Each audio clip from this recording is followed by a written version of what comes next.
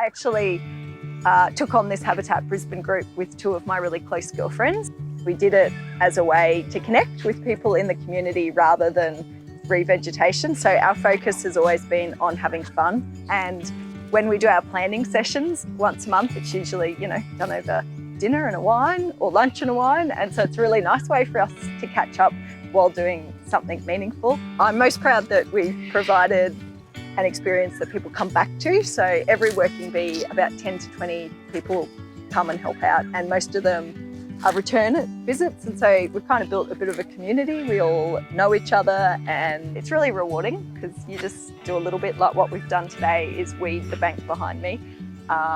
And that was all panic grass. And so we've removed that, and now you can see everyone's just planting lavender. So you just do a little tiny bit at a time, and it feels really good to help wildlife come back to this beautiful spot. And it's a bit selfish because I walk past here every day. So being able to see the work we're doing and watch the plants grow, I feel like they're my little babies. It's really nice.